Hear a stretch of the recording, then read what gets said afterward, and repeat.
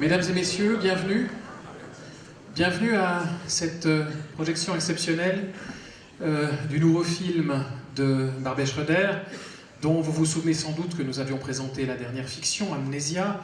On a aussi présenté l'ensemble de son œuvre en collaboration avec le Festival Vision du Réel à Nyon, où il avait reçu le prix Maître du Réel, justement parce que sa carrière passe de la fiction, on va dire, documentée au documentaire, qu'il avait déjà signé 2 épisodes de films documentaires sur ce qu'on appelle aujourd'hui la trilogie, j'allais dire de la terreur, la trilogie du mal, mais la terreur, il y a peut-être quelque chose à voir. Et je suis très heureux qu'on puisse ce soir vous présenter ce film, qui est une coproduction franco-suisse ou suisse helvético-française, qui a été donc produite pour la France par les films du Losange et pour la Suisse par Bande à part, avec le soutien de ceux qui font que le cinéma existe dans ce pays, entre autres. C'est bien sûr la RTS et Cinéforum. J'ai le plaisir d'accueillir, avant d'accueillir Barbet Schroeder, sur cette scène, le nouveau directeur de la RTS, Pascal Critin.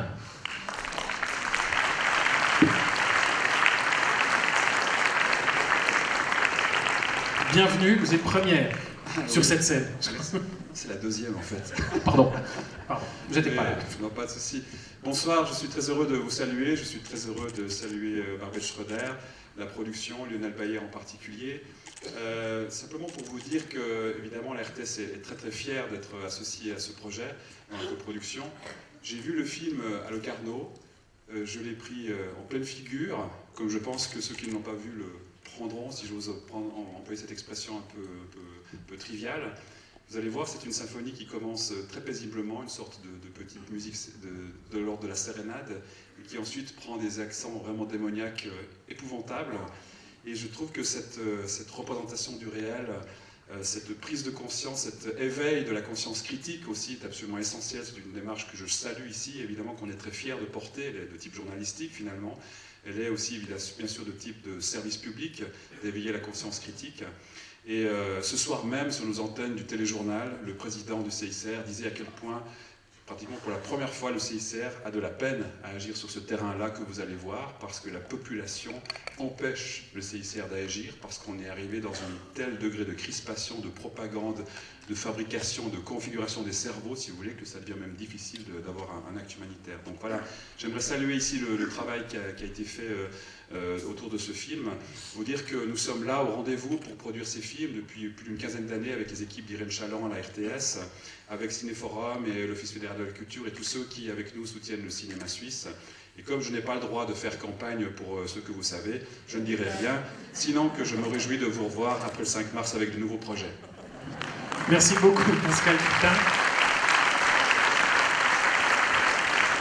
Et un autre partenaire important de cette aventure, c'est bien sûr Cinéforum, la fondation romande qui soutient le cinéma dans notre territoire, dont le directeur est un ancien producteur, qui est Gérard Ruet, et lui, il a une parole un peu plus libre, je crois.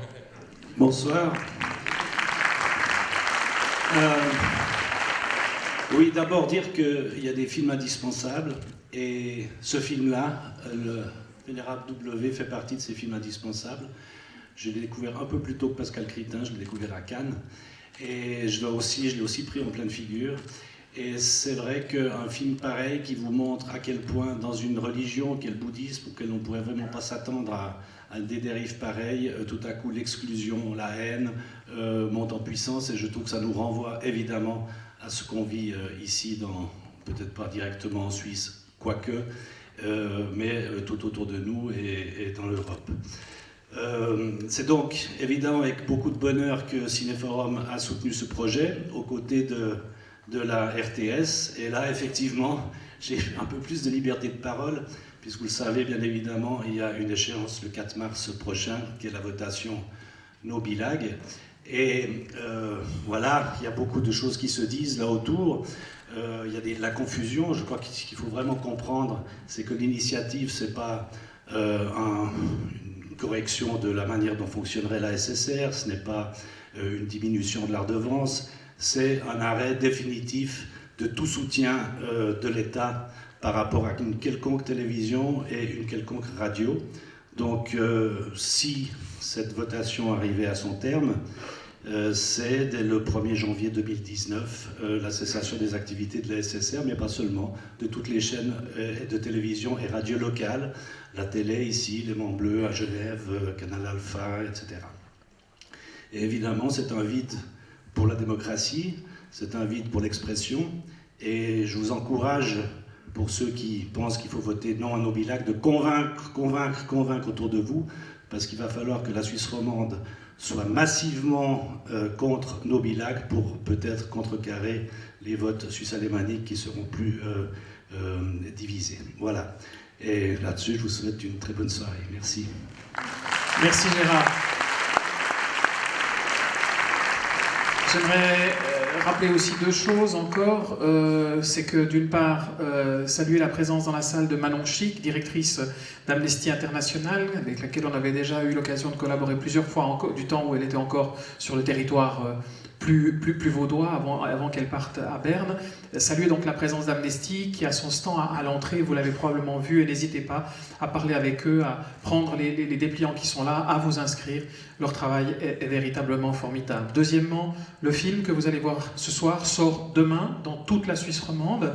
Il est diffusé par Bande à part en collaboration avec la Cinémathèque suisse.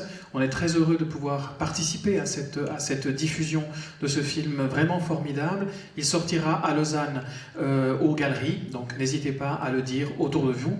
Et voilà, on a, je crois, assez parlé, nous. Maintenant, la parole est au cinéaste, Barbet Schroeder. Merci d'être là.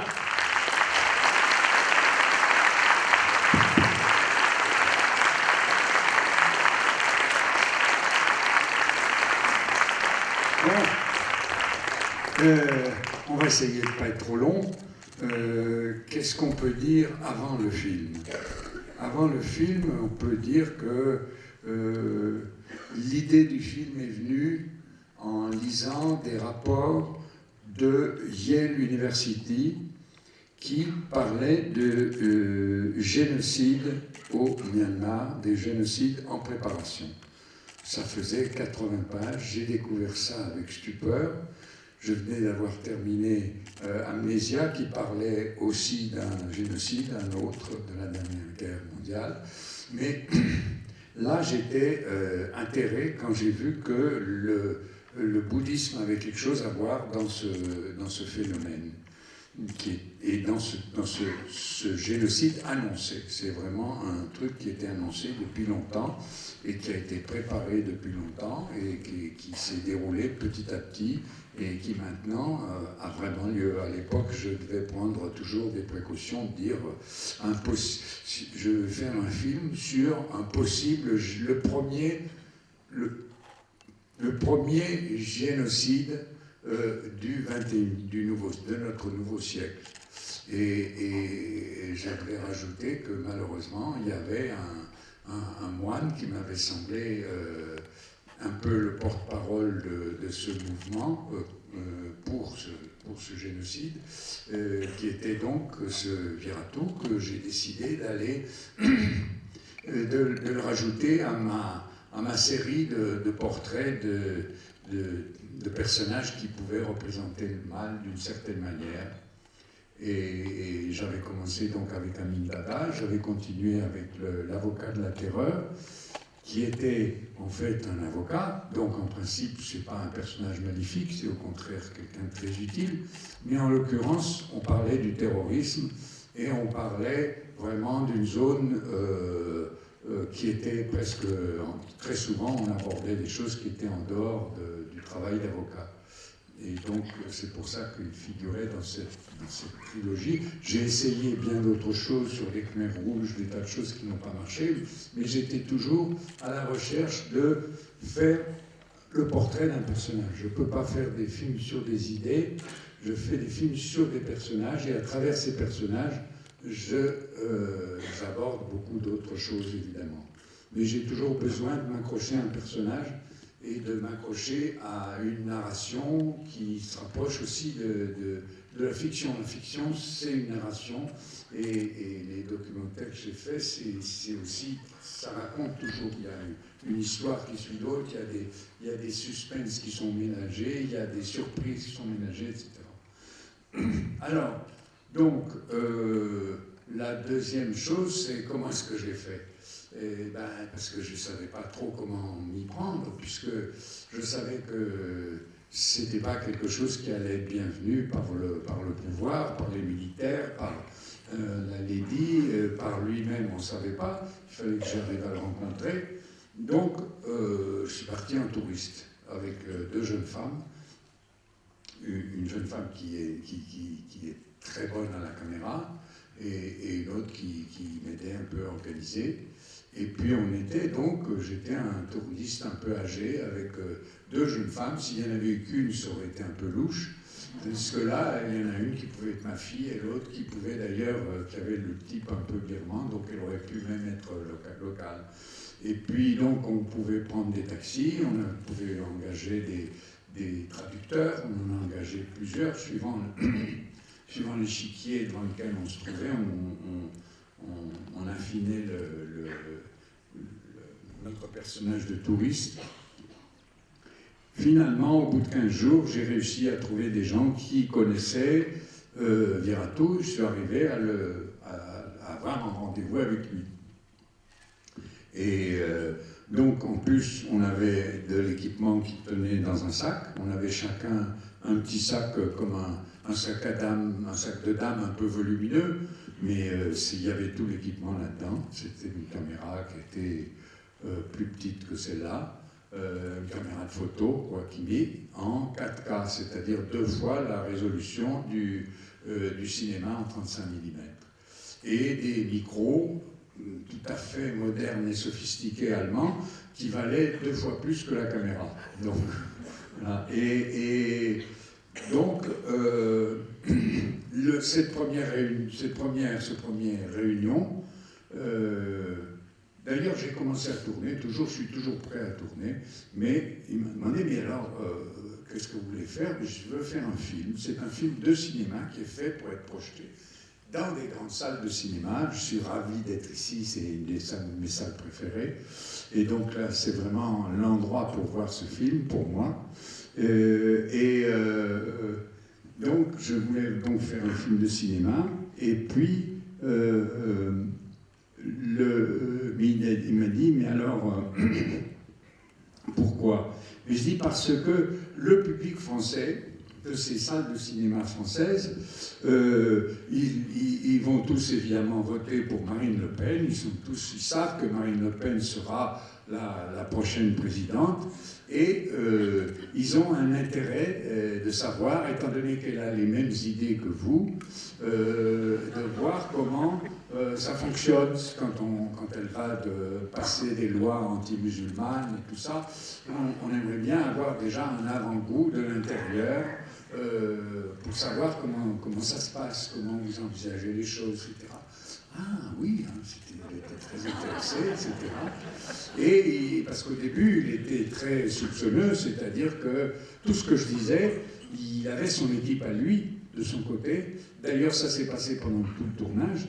Il y avait son équipe à lui qui nous filmait. C'est-à-dire que moi, j'ai toujours été sur sa caméra à lui, l'interprète, les dialogues avec l'interprète, tout était enregistré par lui, parce qu'il avait tellement eu de mauvaises expériences avec les journalistes qui l'ont critiqué, évidemment, voilà. Alors je suis arrivé à naviguer là-dedans, et puis, bon, vous jugerez du résultat. Je pense que il était très, très à l'aise très rapidement, et au bout de 2 ou 3 séances, il a dit une chose qui m'a absolument effrayé, mais j'ai gardé mon calme. Il a dit, mais pour moi, vous faites partie de ma famille maintenant. Vous êtes comme si vous faisiez. Je dis, bon, d'accord. Et alors, qu'est-ce que c'est la dernière chose? Je ne me rappelle plus qu'est-ce que c'était, qu'est-ce qu'on peut encore dire à l'avance, parce qu'il ne faut pas non plus griller les choses. Il y avait une dernière chose, mais je ne sais plus ce que c'était. Bon, peu importe. On y reviendra après. On pourra pas se poser la question après. et on y reviendra après. Voilà. À tout de suite. Merci. Merci Barbet. Mesdames et messieurs, Barbet Schroeder.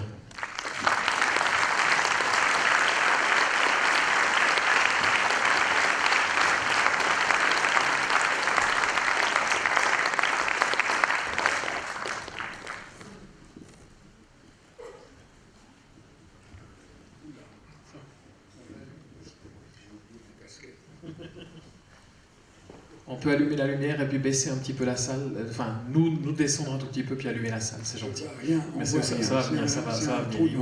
Ils vont baisser un petit peu. Ah oui. Je vais commencer, ils vont baisser la lumière chez nous et allumer là-bas. Voilà, ça va venir. Bon.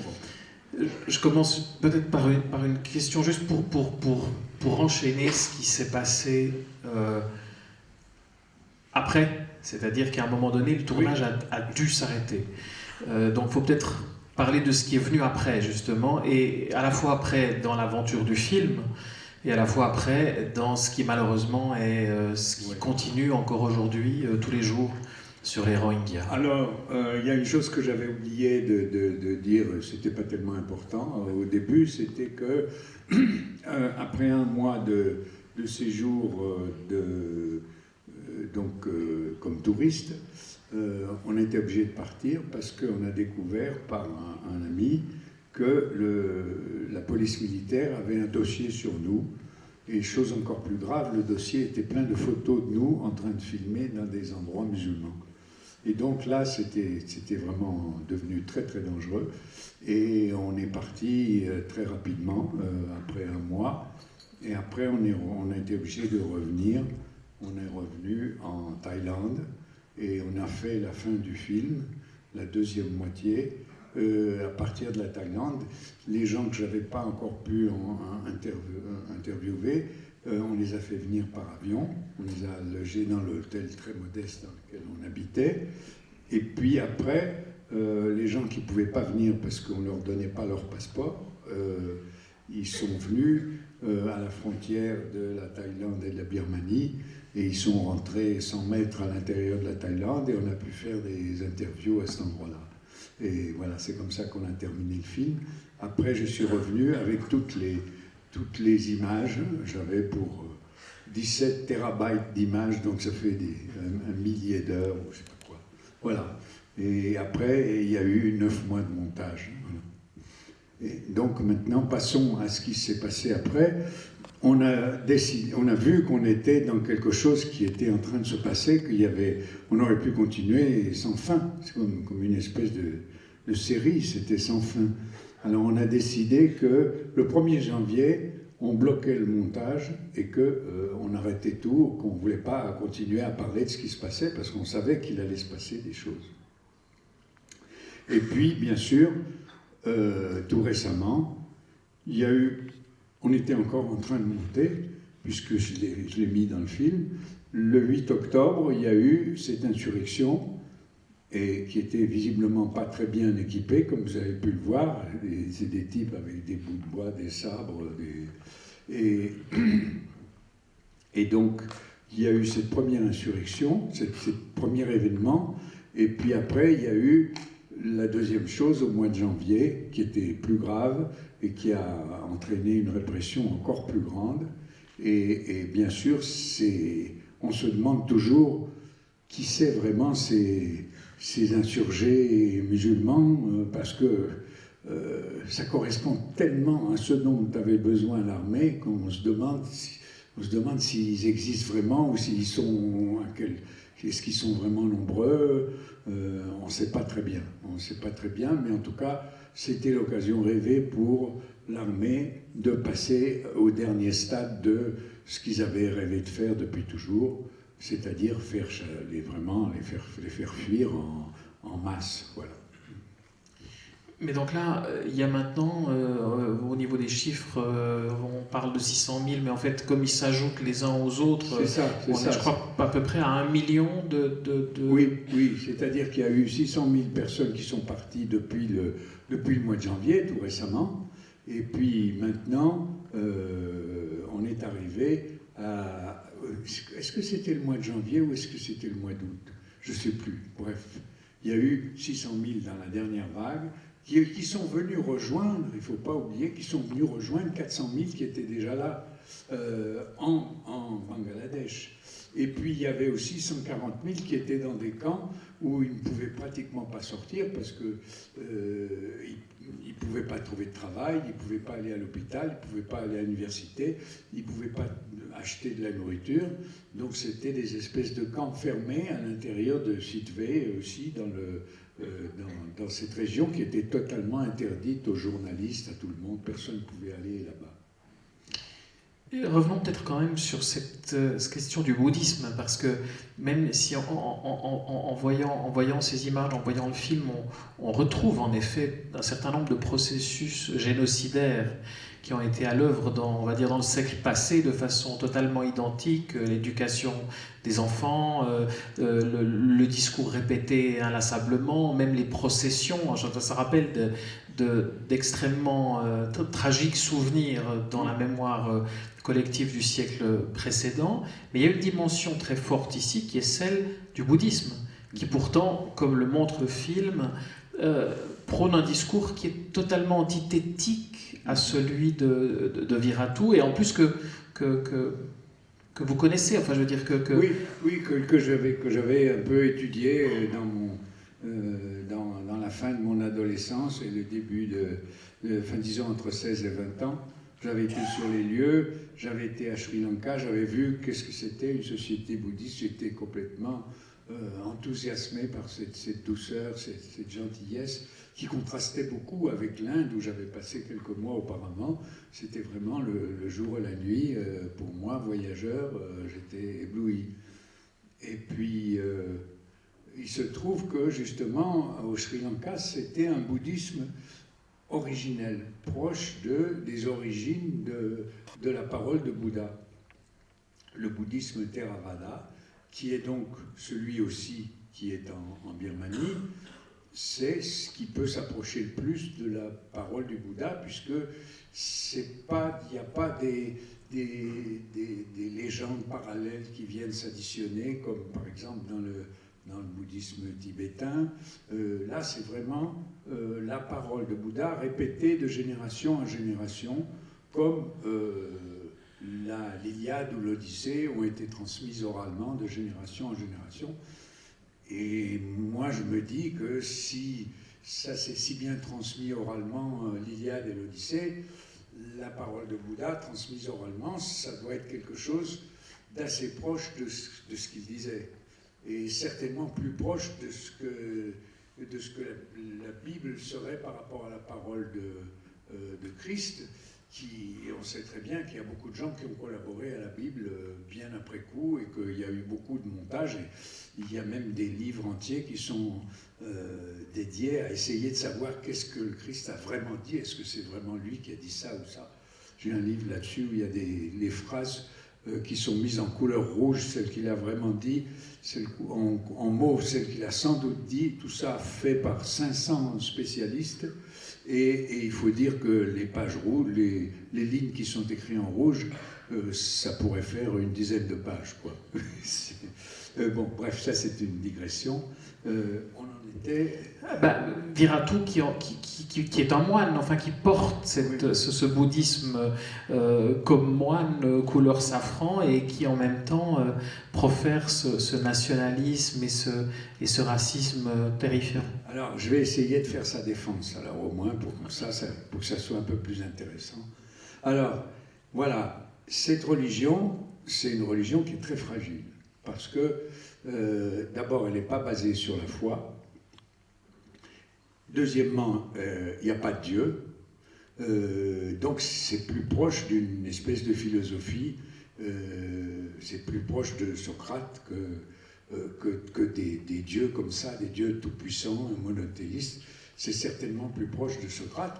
D'ailleurs, ce qui est très intéressant, c'est que Socrate et Bouddha ont vécu exactement à la même époque, dans des civilisations de développement très similaires. C'est-à-dire la Grèce, c'était des cités, et la vie de Bouddha, c'est aussi de cité en cité qu'il allait, et c'était des cités qui étaient pour nous, évidemment, aujourd'hui, pas des grandes cités, mais c'était quand même, c'est pas une chose de campagne, c'est une chose de civilisation, de cité.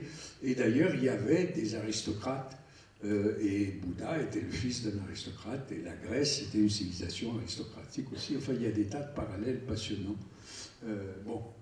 Et c'est vrai que le bouddhisme comporte aussi les samouraïs, ils sont bouddhistes très souvent aussi. Donc c'était quand même des choses de guerre, les samouraïs. Donc il faut quand même commencer à réfléchir un peu comment, quand il s'agit de la défense du bouddhisme, il y a historiquement eu des bouddhistes qui ont pris des armes. C'est arrivé dans le temps. Donc on peut imaginer que Viratu ou ses confrères, voyant les visages de Bouddha défigurés par des islamistes, sensibles à une espèce de propagande anti-islamiste qui peut arriver partout dans le monde, on commence à dire, voilà, on va être envahi. Et c'est vrai qu'avec ces histoires de personnes qui peuvent épouser 4 femmes, en fait, chez les Rohingyas, il y a très peu de gens qui ont 4 femmes, parce que c'est quand même une forme de luxe. Donc c'est pas complètement répandu. Et la propagation le chiffre de gens qui naissent n'est pas tellement plus fort chez les musulmans que chez les autres. C'est comme dans tous les pays pauvres, il y a plein de gens qui font plein d'enfants. Et ça ne fait qu'empirer la situation économique des pauvres. Mais dans quelle mesure l'armée... Quel est le rôle de l'armée dans l'histoire et comment manipule-t-elle ou pas c'est là la toute grande question, et c'est une question insoluble. J'ai approché tous les journalistes en leur posant cette question-là. Ils me disent « Ah, vous demandez ça ?» Mais nos rédacteurs en chef nous demandent toutes les semaines « Découvrez quel est le rapport, découvrez comment ça fonctionne entre eux. » Parce que visiblement, l'armée était quelque part complice dans la mesure où d'abord elle faisait rien. Elle n'a jamais rien fait, elle n'est jamais intervenue. Ni la police ni l'armée sont intervenues. Cela dit, si on étudie les pogroms, le phénomène des pogroms qui ont donc commencé en 1900 en Russie, et on s'aperçoit qu'il y avait toujours l'armée et la police qui étaient présentes et qui ne faisaient rien. Donc il y avait quelque part quelqu'un qui bénéficiait de ça et qui ne voulait pas intervenir. Et donc c'est un peu une constante de ce genre d'événement. Et voilà, on peut pas savoir, parce que normalement, un journaliste, il suit la trace de l'argent. Suivez l'argent, vous trouverez la réponse. Eh bien, là, l'argent, on ne peut pas le suivre, parce que c'est des donations à des monastères, qui sont bien sûr par définition anonymes. C'est des masses d'argent qui circulent, comme ça, qui vont à un monastère, c'est des donations privées. C'est impossible de tracer vraiment l'origine. Bien sûr, tout le monde soupçonne que c'est des militaires qui ont fait beaucoup d'argent par la corruption et qui veulent, pour une raison ou une autre, ou parce qu'ils sont bouddhistes, ou parce qu'ils veulent obtenir ceci ou cela, qui financent ce genre de mouvement. C'est vrai que Viratu au départ, il était pour la Lady, quand il était en prison. Il a même tatoué sur le bras le symbole de la Lady. J'ai voulu faire un truc plus dessus, mais j'avais pas assez d'images. Et lui, il était en train de faire disparaître les tatouages quand je l'ai vu. Et j'ai pas pu faire un petit morceau là-dessus, mais c'était ironique de penser qu'il avait le tatouage du pan combattant, le pan, qui est l'oiseau, le pan combattant qui était l'emblème de Aung San Suu Kyi. Et ça, il l'avait tatoué sur son bras, donc il y croyait à elle au départ, parce qu'il n'était pas non plus complètement d'accord avec les militaires au début. Et puis après, les choses ont un petit peu tourné, et il a demandé de voter pour les militaires et contre Aung San Suu Kyi quand il y a eu la grande élection. Et il était complètement désespéré. J'avais un morceau de film de lui où il apprenait que Aung San Suu Kyi avait remporté une victoire absolument raz-de-marée. Et il disait ça, mais je ne comprends pas. On le voyait qu'il était véritablement complètement stupéfait, et c'était touchant de voir à quel point il s'était trompé, quoi. Voilà. Mais en même temps, la position d'Aung San Suu Kyi dans ces derniers mois, enfin, je veux dire, est une position très ambiguë et très difficile aussi à comprendre quand on la voit depuis ici par rapport à justement ces résultats. Ah ben la position du maréchal Pétain, qui était un grand héros français de la guerre 14-18 et qui avait été appelé là pour faire barrage aux Allemands, pour arriver à accommoder et faire changer d'avis les Allemands sur l'occupation pour pas que ça se passe trop mal. Il s'est donc sacrifié pour essayer d'arranger ça, et ça s'est très mal terminé. Il y a eu la police a commencé à participer, et bien obligée aux choses que demandait l'occupant. Et là, c'est certain que, pour moi, c'est très clair, un jour, il va y avoir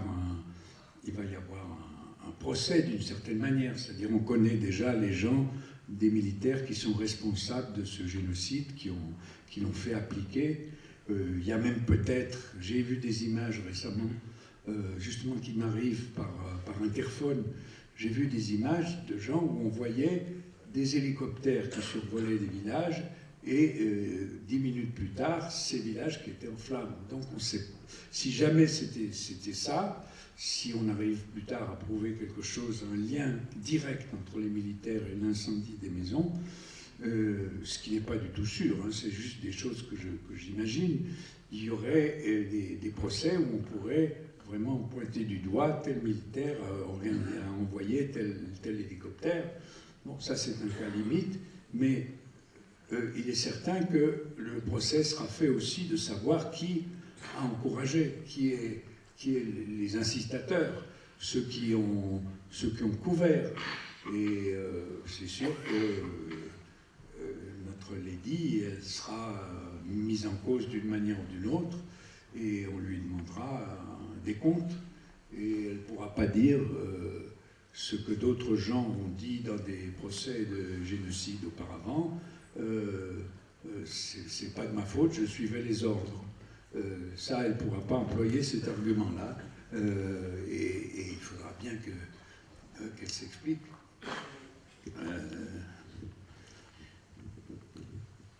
Peut-être encore quelques questions. Désolé, je me suis laissé emporter en posant quelques questions, mais le but c'est aussi que vous en posiez quelques-unes.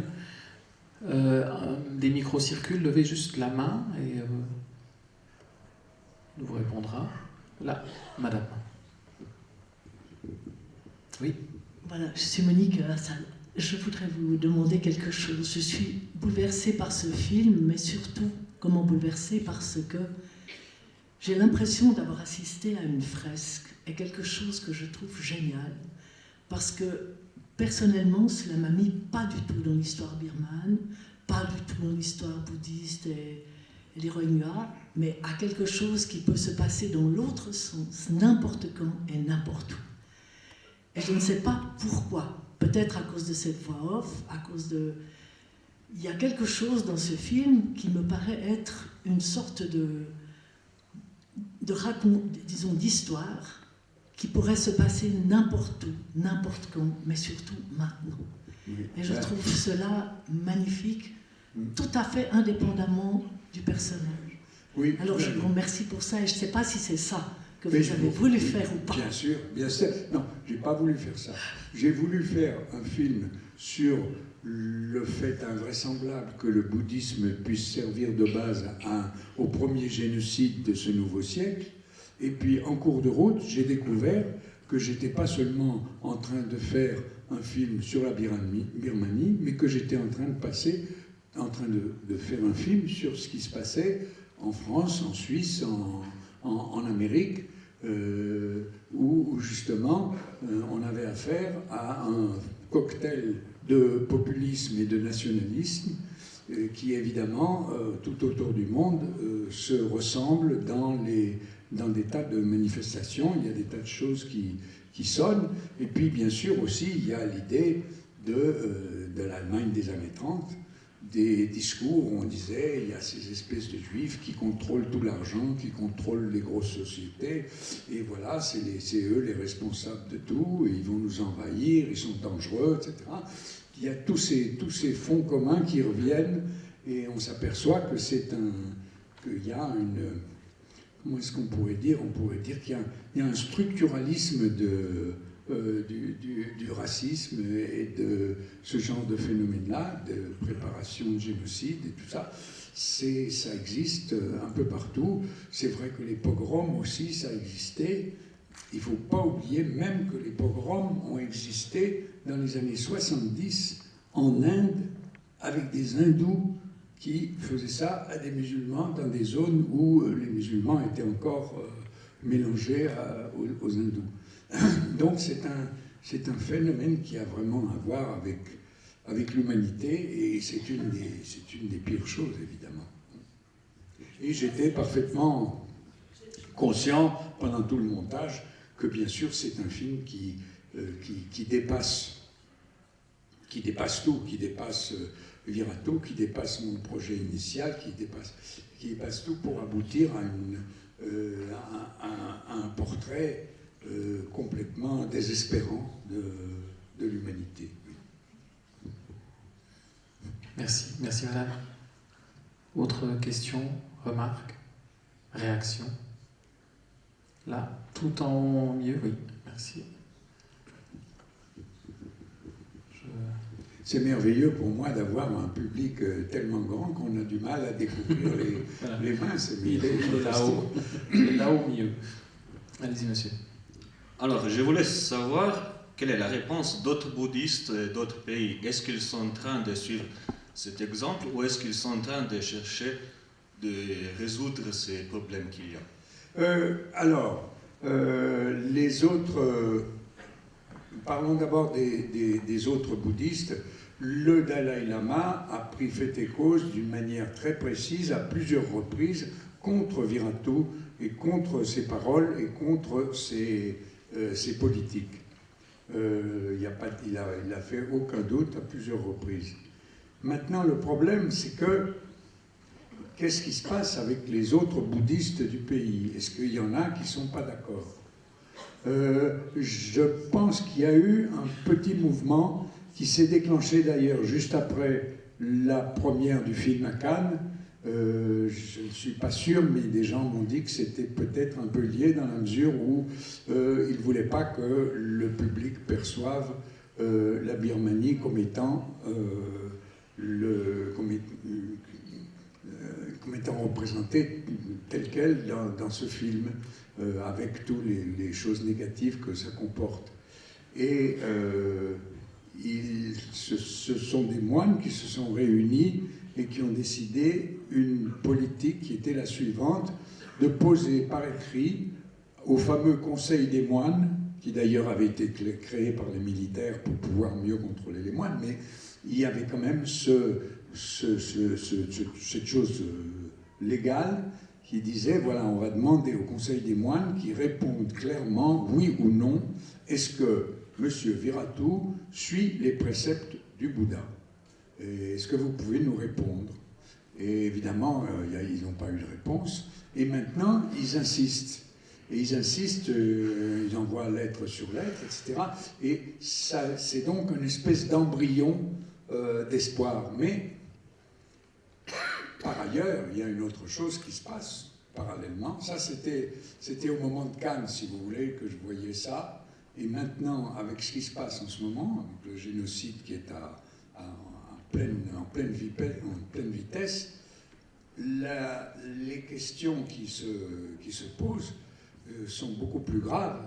C'est que j'ai déjà lu au moins une dizaine d'articles très approfondis, très sérieux, dans le New York Times, par des très grands journalistes qui étaient sur place et qui ont dit que sur place, on demande à n'importe qui, qu'est-ce que vous pensez des Rohingyas? On les déteste, on est vraiment tellement content qu'ils soient déjà presque plus là, et bon débarras, on demande qu'à une chose, c'est qu'ils reviennent jamais, etc.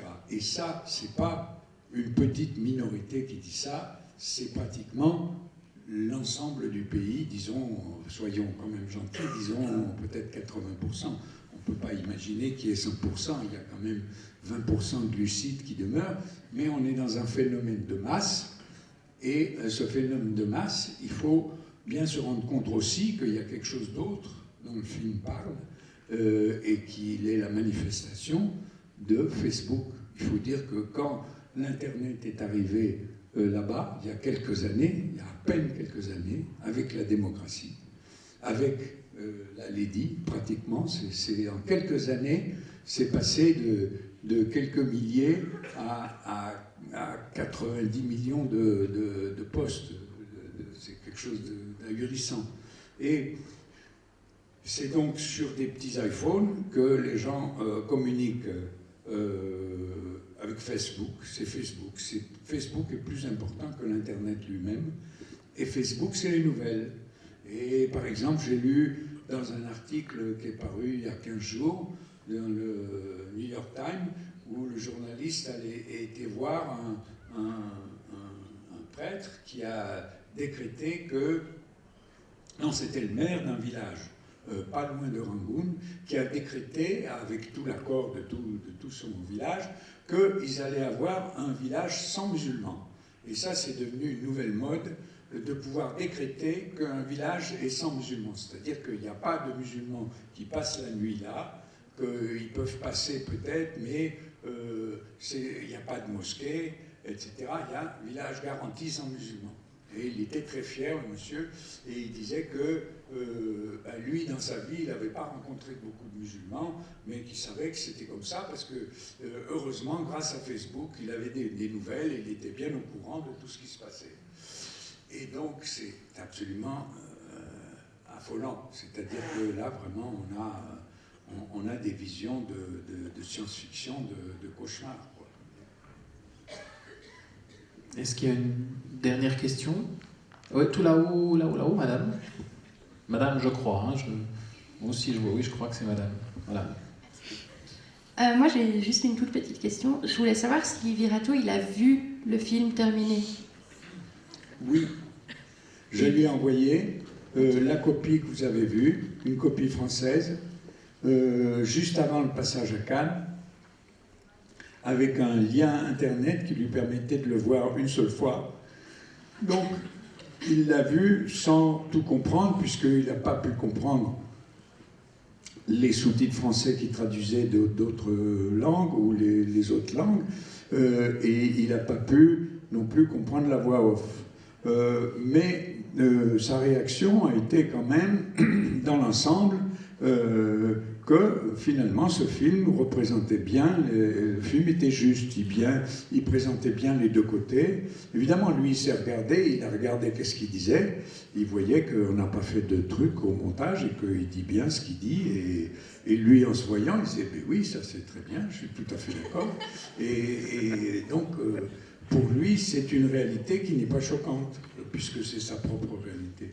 Alors, c'est ça qui est étonnant et qui est un peu vicieux dans mon système, c'est-à-dire que j'arrive à faire parler les gens et à leur faire dire des énormités qu'eux ne trouvent pas que ce soit des énormités, et que finalement, comme dans le film, il n'y a pas des attaques vicieuses ou manichéistes contre eux, donc en voyant le film, ils disent ben non, ben c'est ça. Alors il a oublié de mentionner il m'a dit qu'à Metila, il faut que j'ai oublié de mentionner que en fait tous les événements de Metila c'était dû parce que il y avait eu un moine bouddhiste qui avait été tué. C'est ça qui avait déclenché toutes les choses contre les musulmans, parce que les bouddhistes voulaient défendre ce moine qui avait été tué.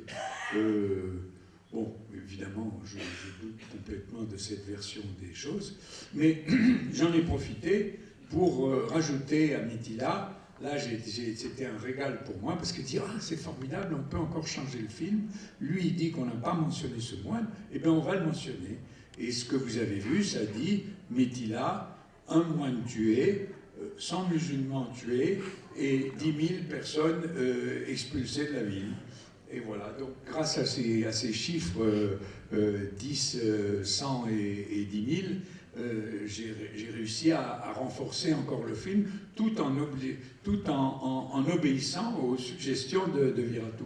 Il avait d'autres suggestions à laquelle je n'ai pas du tout, évidemment, voulu donner suite, parce que c'était aberrant. C'était que quand il fait une annonce sur Internet que les musulmans qui s'occupent du café San et qui ont violé cette jeune femme, ce sont des... Enfin, il a déclenché une émeute avec une fausse nouvelle. Et lui, il dit, et moi, je ne pouvais pas savoir que c'était une fausse nouvelle, parce que c'est une nouvelle qui est créée par les musulmans et qui ont fait croire ça pour créer des émeutes. Donc, c'est des théories de complot au 3e degré. Évidemment, je ne peux pas même le mentionner dans le film, parce que ça ne tient pas debout, c'est ridicule. Mais voilà, donc en gros, ce qui est intéressant de savoir, c'est qu'en gros, il ne voyait pas de choses vraiment affolantes dans ce film. Je vous rappelle que le film sort demain aux galeries ici à Lausanne et dans toute la Suisse romande. Et je vous propose de remercier encore une fois Barbet Schroeder pour son film et pour sa présence ici. Merci Barbet, merci beaucoup. Frédéric, oui. Il y avait juste maintenant Chic, vous voulez rajouter quelque chose? Lionel Bayer. Oui, juste vous dire au nom d'Amnesty, merci Monsieur Schroeder pour ce film. Et puis vous rappeler qu'à la sortie, il y a un stand, que vous pouvez signer une pétition. Je crois que c'est important quand on voit un film comme celui-là de ne pas rester inactif, de ne pas se sentir impuissant et d'agir. Et il faut s'adresser aujourd'hui aux autorités birmanes, il faut s'adresser aux militaires, il faut s'adresser à Aung San Suu Kyi, il faut s'adresser aussi aux Nations Unies, demander un embargo sur les armes et demander de bloquer les comptes des généraux birmans. Donc je crois qu'on peut agir et c'est important de ne pas rester impuissant. Ça serait évidemment beaucoup plus facile si Obama était encore là. Obama avait des rapports très étroits avec des leaders Rohingyas, en particulier une jeune fille que j'ai voulu interroger pour le film, une jeune fille extraordinaire qui normalement doit devenir une personnalité d'un État Rohingya, et qui a tellement peur qu'elle n'a pas voulu parler, et elle vit là maintenant terrée chez elle à Yangon. Et c'est donc dire qu'il y avait une possibilité du temps d'Obama qu'il interdise, qu'il fasse des sanctions contre le pays. Ce qui est quand même très efficace, on l'a vu récemment dans l'histoire. Et il n'y aura pas de sanctions américaines contre Myanmar. L'émissaire de Trump a été très négatif sur les militaires, la manière dont ils traitaient les Rohingyas, mais il n'a pas voulu parler de nettoyer. Il n'a pas voulu parler même de nettoyage ethnique, de génocide, etc. Et il a seulement critiqué très violemment.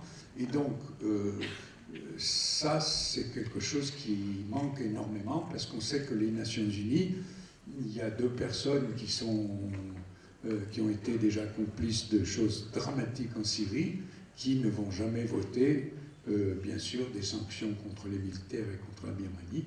C'est la Russie et la Chine. Ces 2-là, ils ont déjà annoncé que jamais ils ne feraient rien. Donc maintenant, c'est vrai que il ne reste plus que les gens qui peuvent protester, et comme ils peuvent, voilà, c'est tout à fait désespérant. Bien.